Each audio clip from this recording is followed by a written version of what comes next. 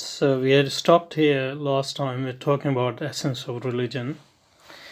And we were saying the essence of religion, on the other hand, is faith and faith. Like the bird sees its trackless way unattended by intellect, which, in the words of the great mystic poet of Islam, only waylays the living heart of man and robs it of the invisible wealth of life that lies within. So we had stopped here, and we had problematized the conception that faith, the essence of religion, is faith. And one of the things we discussed was it's a very Protestant conception of religion, very little to do with other religions, especially Islam.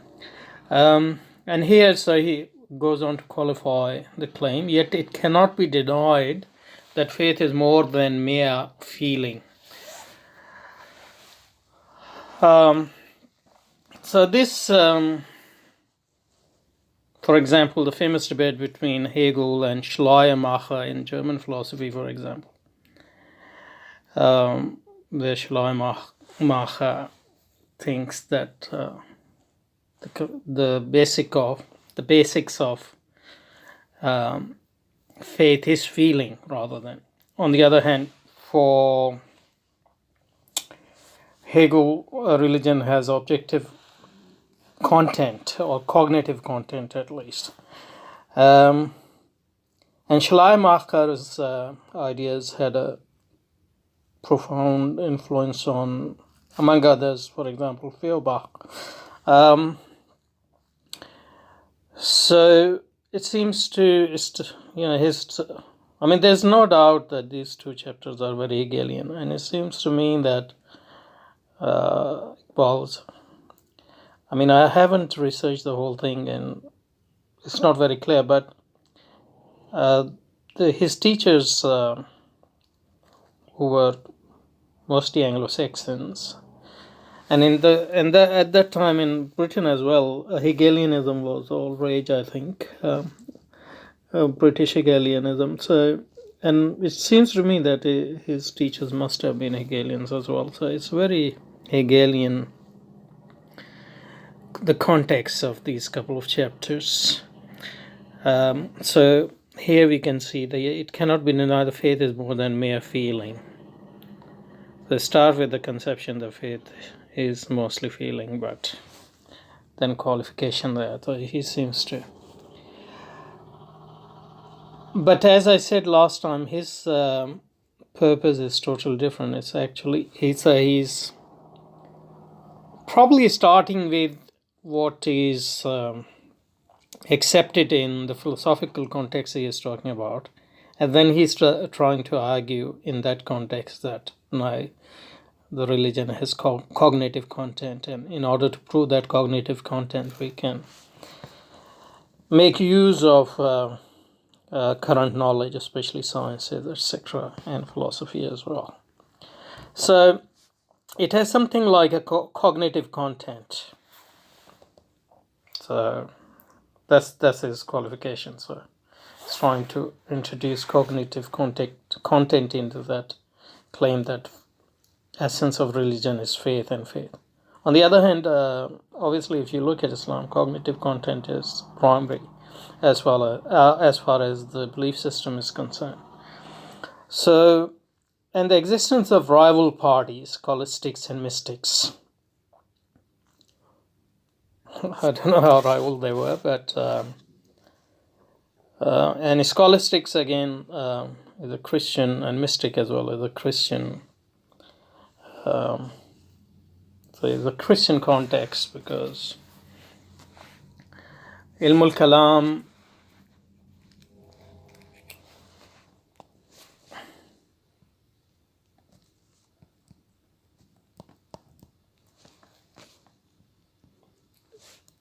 is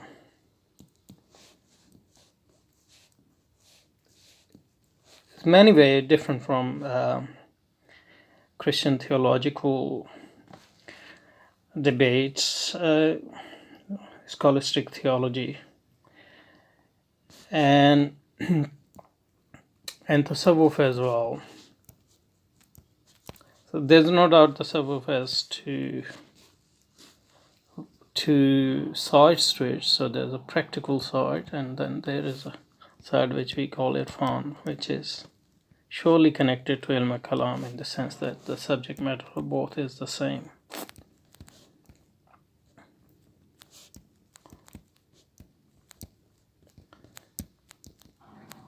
So, and it's interesting that one of his great teachers, really, Iqbal's great teacher, Rumi,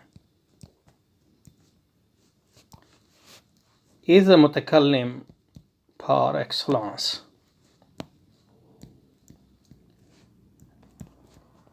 And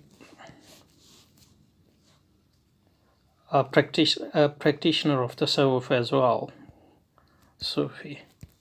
So he's a great Sufi poet but his poetry is, a lot of his poetry is very,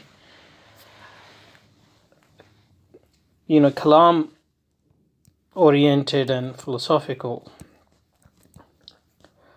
So it's not as if tasawwuf and kalam are two different or entirely separate things. And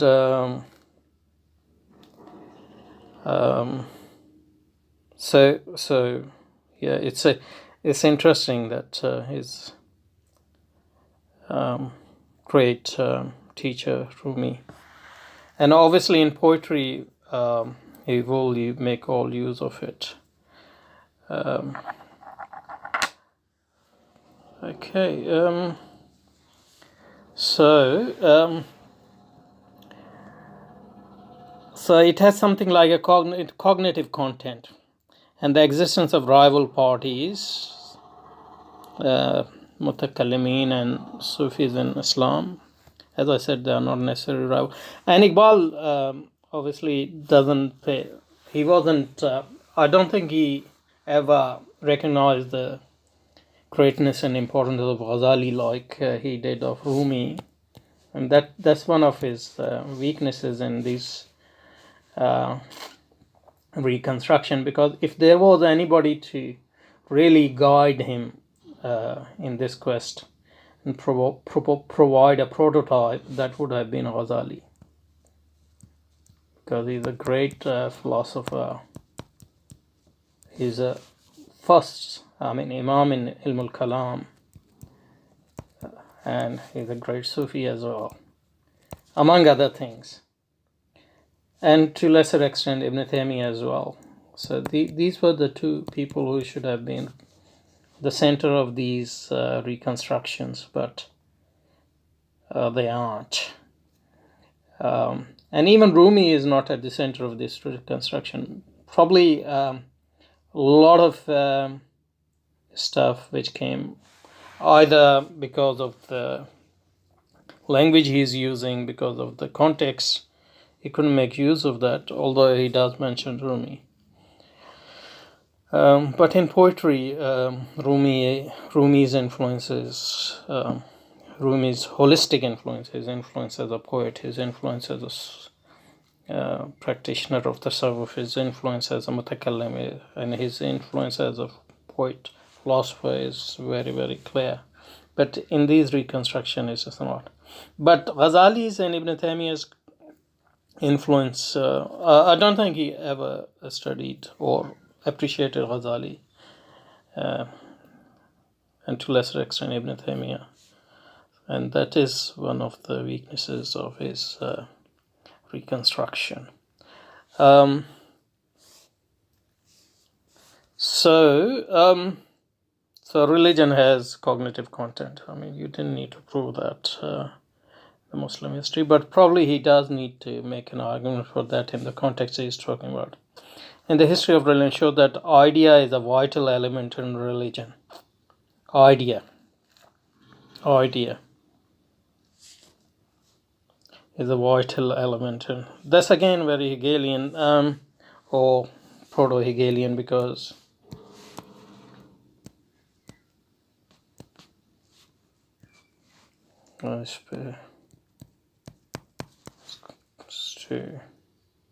senses or matter. But Islam, what is vital is not the idea,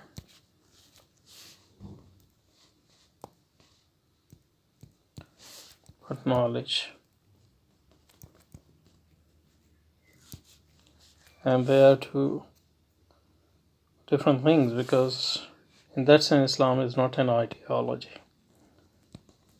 Hegelianism is an ideology. Islam is not an ideology in that sense. So okay, so it has something like a cognitive content, and the existence of rival parties, scholastics and mystics in the history of religion show that the idea is a vital element in religion. So he's assuming here that mystics deal with faith and feelings and scholastics deal with rationality. Firstly, even if we accept the version of reason as in which feeling is not part of it, even then, you can't say that scholastics and mystics are rivals in this. In fact, mystics, or to use the Islamic terminology, the tasawwuf, especially in its theoretical section, is a way to knowledge, and it's based on rationality. The only thing is, its conception of rationality is much richer than scholastics, because scholastics are mostly dealing with this discursive reason, and that's fine. And the second thing is at least in the history of Islam, you can find people like Rumi, who are, poets, philosophers, mutakallim, and Sufis, and their poetry actually reflects both those aspects. And you can find somebody like Ghazali who, combine this, and to a lesser extent Ibn Taymiyyah, and there are many other people in the history of Islam who are like them, even if they don't reach their level necessary in all those aspects. So saying they are rival doesn't make much sense, at least. So it has something like a cognitive content, and the reason for that is the existence of rival parties. So scholastics deal with cognitive content, and mystics deal with faith and feeling, which is not true, as I said, at least. In the history of religion, show that the idea is a vital element in religion, and then idea again. So now cognitive content is expressed in the form of ideas. So that's also. Apart from this, religion on its doctrinal side, as defined by Professor Whitehead, the famous mathematician and logician, was one of the teachers of Bertrand Russell, and then he turned to philosophy and became and moved to America and became the leading figure of process philosophy. So Professor Whitehead is a system of, so he defines religion as a system of general truths which have the effect of transforming character when they are sincerely held and vividly apprehended. So that's Whitehead is quoted here to show that religion has cognitive content, which is still strange because Whitehead is no historian of religion. Now, since the transformation and guidance of man's inner and outer life is the essential aim of religion, it is obvious that the general truth, but transformation can be understood in an instrumental and non-instrumental way. So it depends on whether.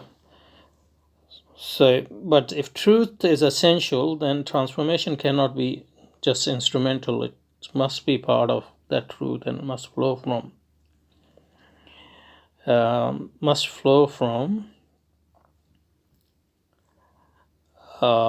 the truth of religion. And obviously, the important question everywhere, we asked this before, and we should ask every time we read these claims, is which religion? So as McIntyre's remind us, which justice, what rationality. So in the same vein, we should ask which religion. So now, since the transformation guidance of man's inner and outer life is the essential aim of religion, it is obvious that the general truth which it embodies must not remain unsettled.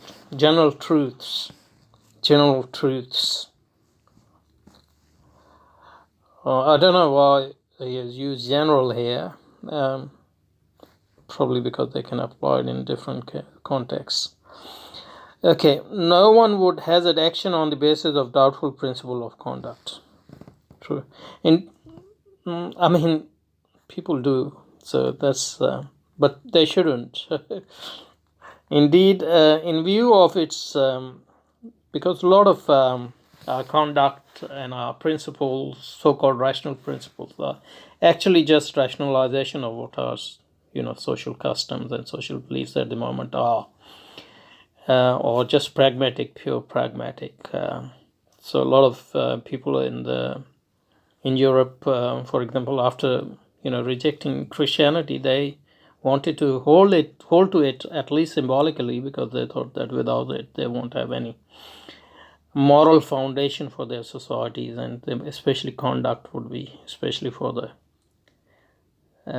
lesser classes, so-called lesser classes, it would be hard to rely on rationality alone for their conduct. So there are many different ways in which we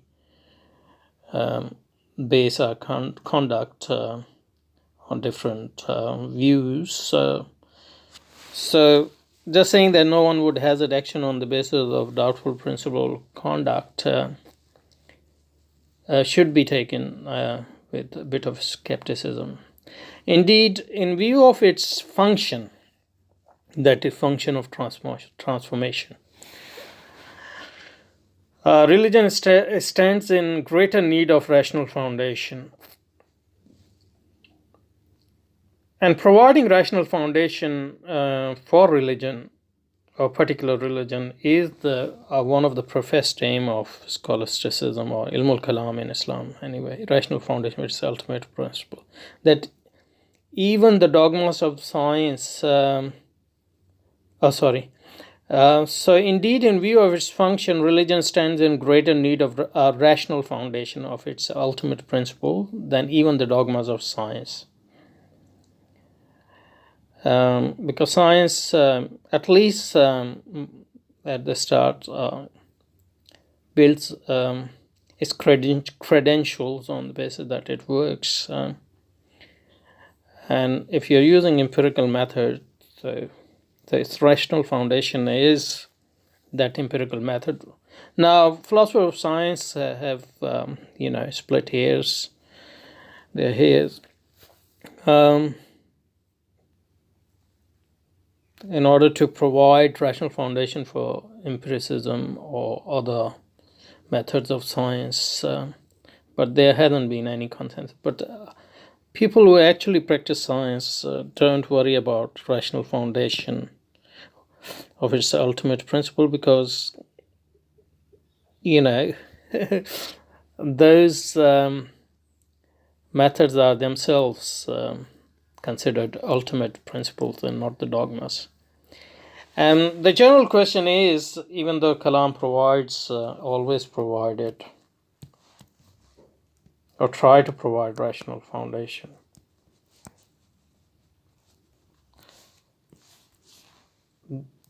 the thing which, at least when in a society, a certain ideology or certain way of life or certain religion or certain philosophy is dominant, this question is not asked enough, I think, that when we talk about rationality and rational foundation, we should always differentiate between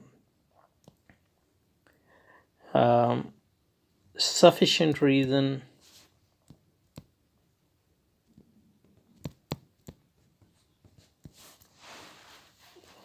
and necessary or minimal reason, because at every step of providing rational foundation, we can still ask further question, what is the foundation of that? So this can go on forever. So sufficiency of rationality is at the end the function of your context, your worldview, and in a sense it doesn't have any ultimate foundation, and that's just the way human beings are. And that's why in axiomatic method, if you talk about Aristotle's axiomatic method, you start with truths which are self-evident, because if you keep going on, if you but what one person believe as self-evident might not be self-evident for another person, or what one society believes as self-evident might not be self-evident for another society. And this is nothing to do with relativism. It has to do with this distinction between minimal and necessary rationality and sufficient rationality. Okay, so religion has cognitive content. We give it to all, and this is shown by the existence of ilmul kalam and scholastics, and religion is in need of rational foundation,